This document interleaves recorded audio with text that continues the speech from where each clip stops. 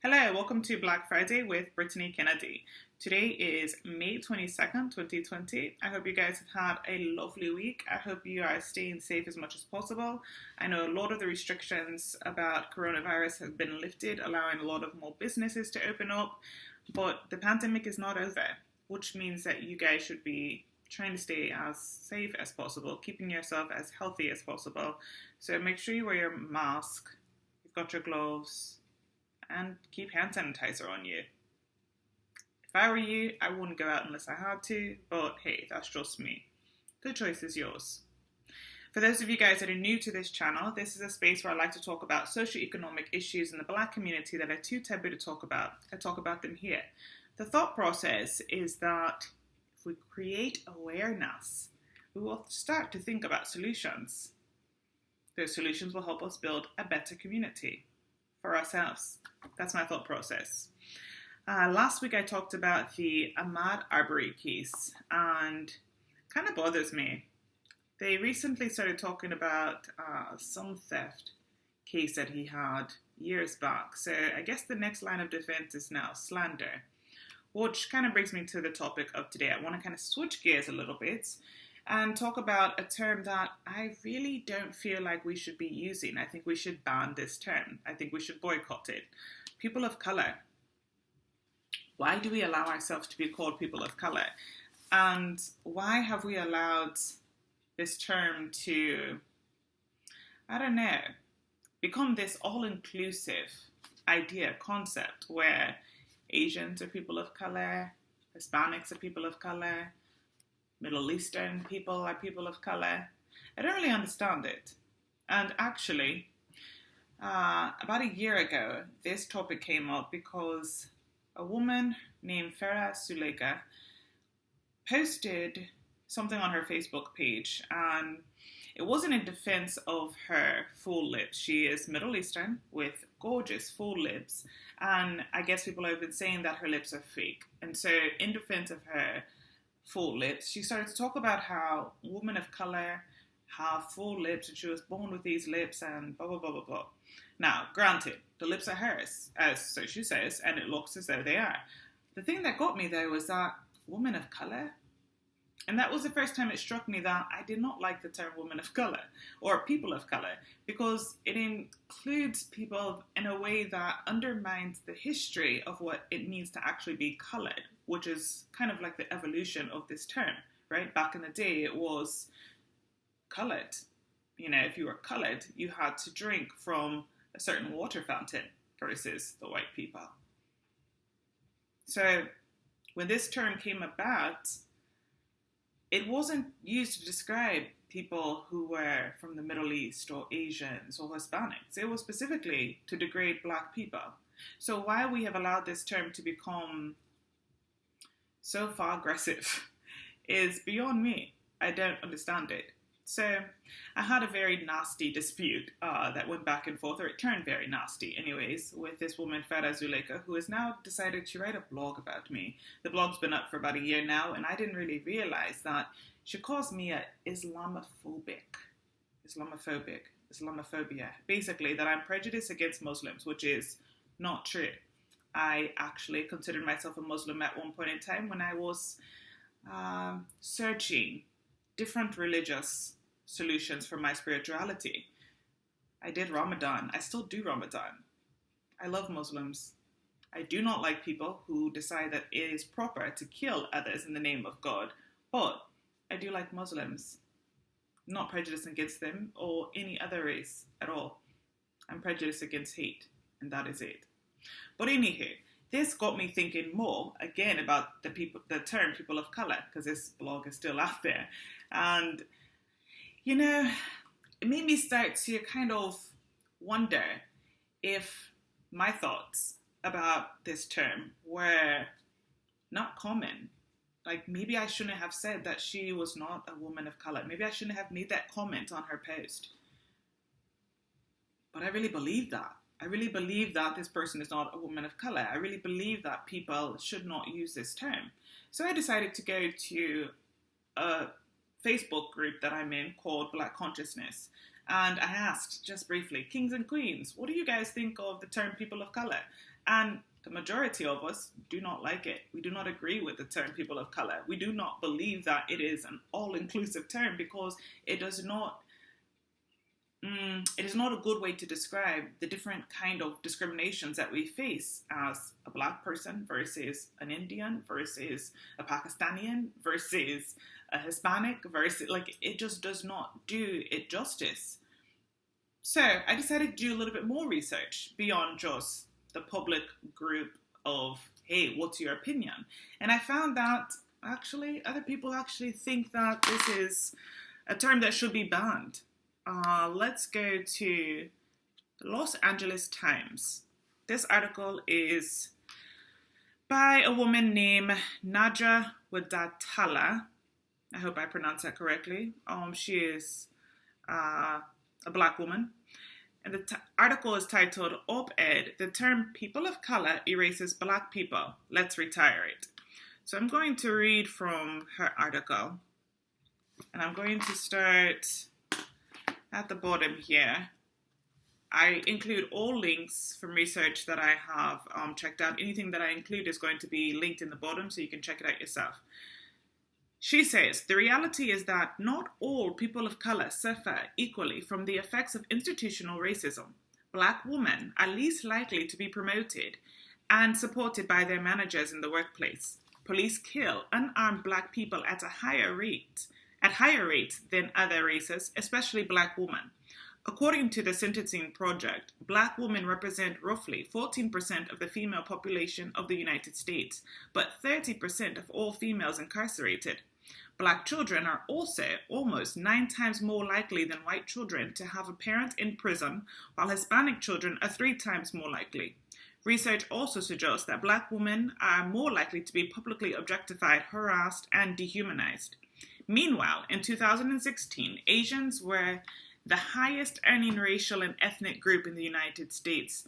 In the US, the median annual income for Asian adults was $51,288 compared with $47,958 for whites and $31,082 for blacks. Of course, Asians aren't a homogeneous bloc, and not all of them are thriving. For example, in Los Angeles County, elderly Korean and Cambodians are more likely to live in poverty and without access to healthcare than any other racial or ethnic group. This further emphasizes the limitations of blanket terminology and racial generalities, which can hamper the ability to identify the specific problems facing specific communities.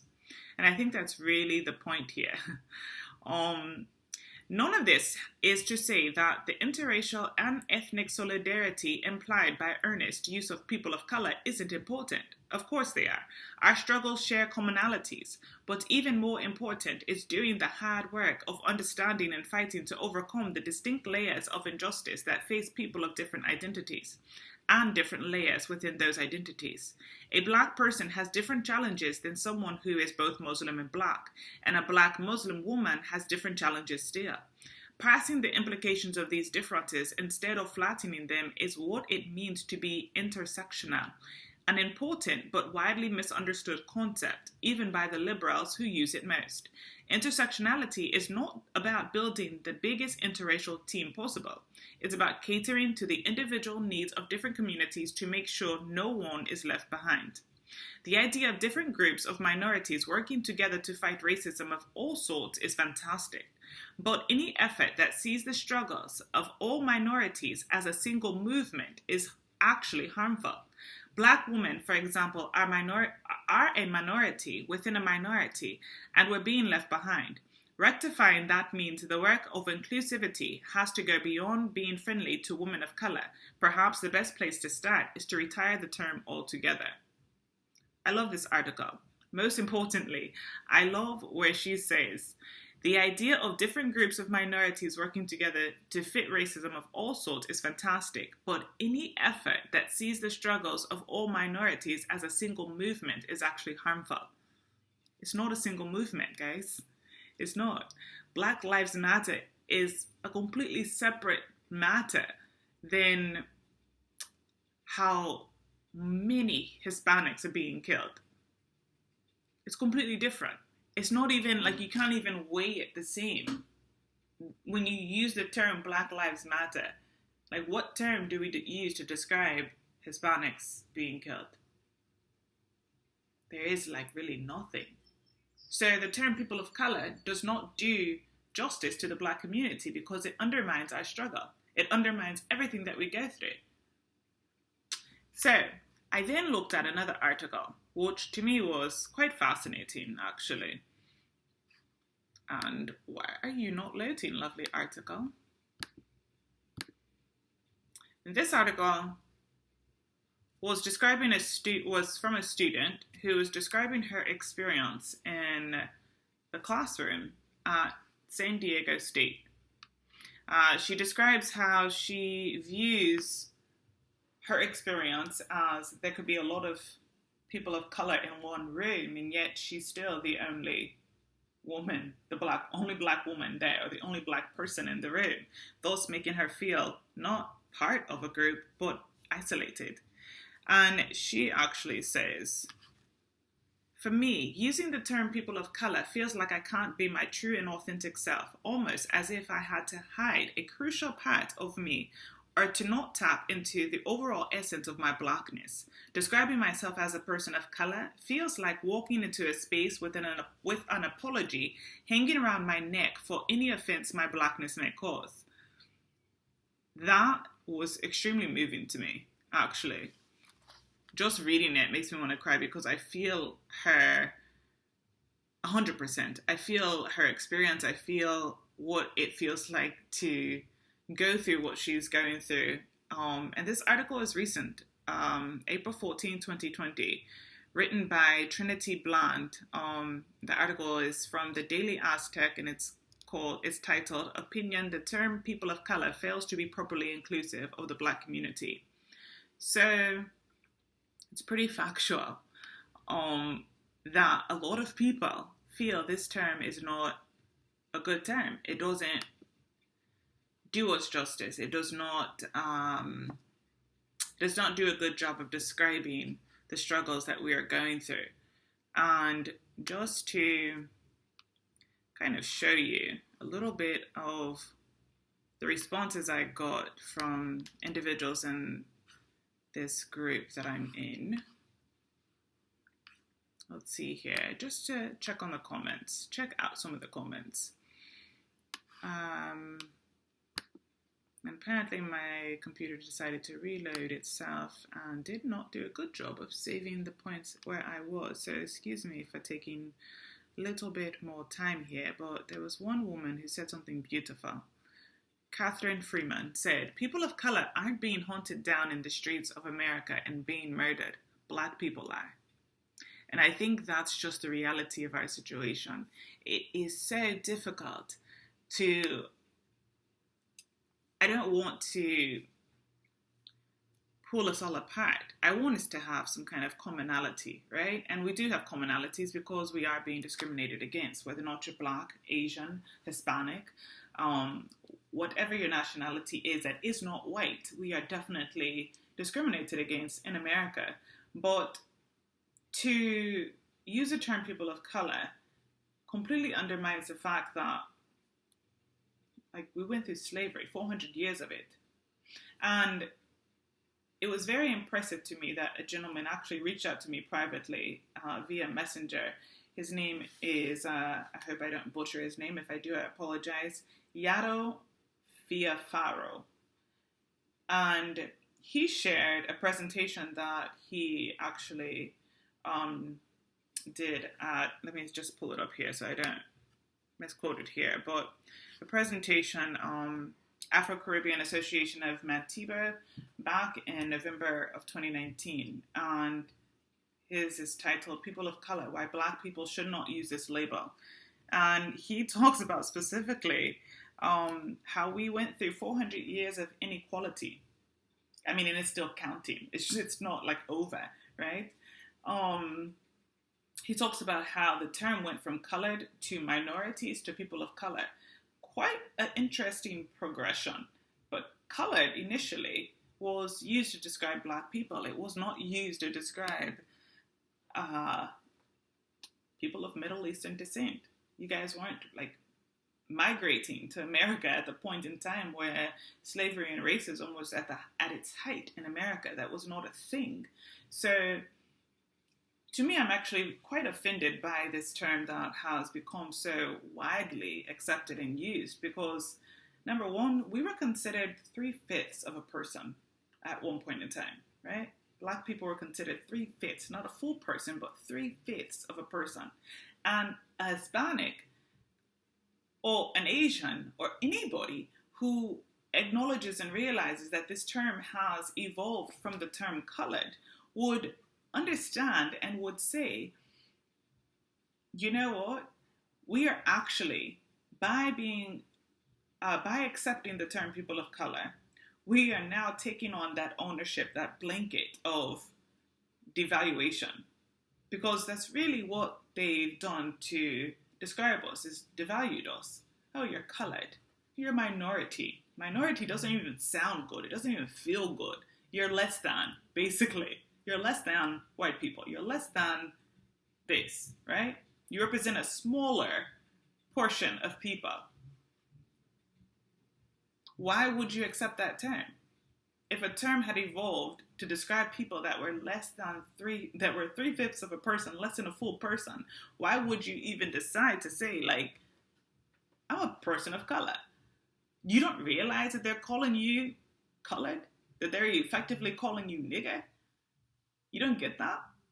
To me, that is just mind-boggling that we have accepted a term that basically says all of that in a very nice, eloquent kind of way that somehow makes you guys feel politically accepted in society. Like this woman, Fada Zuleika, was defending her honor. How dare you take away my right to call myself a person of color, people of color, woman of color? I wasn't taking away your right. You can call yourself whatever you want to call yourself. I'm just saying that it's not appropriate. I don't think it's appropriate. And I don't have to follow the majority, since I am a minority. I don't have to follow the majority of people who consider this acceptable. I don't care. It's not acceptable to me. And it undermines my experience in this country. Because at the end of the day, if you want to, you can check off just other. Or you can check off white if you want to, or whatever. But at the end of the day, when it comes to categorizing people, black, whites, Asians, whatever, you're not getting the same discrimination that black people are getting in America. You're getting discriminated against 9 times out of 10, but it is not the same. And actually, I want to go back to this article because this woman pointed out something very interesting to me that I completely forgot about. The first article from LA Times, op-ed, the term people of color erases black people, let's retire it. So Nadra was talking about fashion, which to me was very fascinating because I'm a model. And let's see if I can just quote her exactly so I don't have to go through all this. But she says, just look at the fashion industry. According to the Fashion Spot's annual diversity report, 1 out of every 3 models in 2018 fashion ads were women of color. That certainly sounds like progress, but editorials and magazine covers lean heavily toward non-black women of color, and the terms non-white and women of color are used repeatedly to bolster the analysis, which I'm very aware of. They talk about how diverse the industry is becoming and, we've got more people of color, we've got this, we've got that. But she caught on to something that I didn't really pay attention to. She says, to see for myself, I picked up a random high-end fashion magazine. Out of hundreds of models, it had a total of 12 black women in it. Admittedly, better than the 1 or 2 I was expecting. Looking closer, however, I noticed that these women were either all extremely light-skinned, very dark-skinned, or highly established in their careers, like Lupita Nyong'o. I love her, by the way. This was highly conditional inclusivity. Your everyday black girl was missing. While that's perhaps not surprising for an industry that's never been particularly hospitable to everyday anyone, uncritical boasts about more women of color in fashion are allowing an exclusionary industry to rehabilitate its image without actually doing the work, at black women's expense. The industry gets to decide and control what type of black woman it deems fit and, more importantly, tolerable. Non-white does not mean black. Woman of color does not mean black either. Too often, when a person or brand uses these descriptors, it papers over an absence of black people. Bella and Gigi Hadid are among the non-white models contributing to Fashion Spot's misleading statistic. Though half Palestinian and half white, both women racially pass as white. So, that to me was very fascinating. And it's a really, really good point. When you say people of color, you are actually allowing things to appear as though they are very, very diverse. And perhaps in some ways they are. But you might err on the side of hiring a Hispanic who passes as white, right? Oh, but we are an EEO. Equal opportunity, you know how it goes, whatever. But then when you really look at it, you're like, wait a minute. But there are no black people in this office, or there's one. But they met their status quo, right? They met their mark. So to me, honestly, we shouldn't use this term. It's pretty shitty, in my opinion. It's not a good way to describe us as people. It undermines what black people have gone through, what we have gone through in America for years. It's just not a good term overall. I think we honestly should retire it. So think about it before you use it, before you accept yourself as a person of color, before you accept yourself as a woman of color. You should think about the history of the term colored and where it came from and why it's okay to even identify yourself with a color. I don't know. Something to think about. Thank you so much for stopping by. I hope you enjoyed this YouTube channel. I hope you enjoyed this video. I hope you enjoyed this channel as well. Like it, subscribe, share it with your family, your friends. Don't be afraid to share it with people who are not black. They could learn a thing or two about what it means to be black. Thank you so much. Take care, guys. See you next time.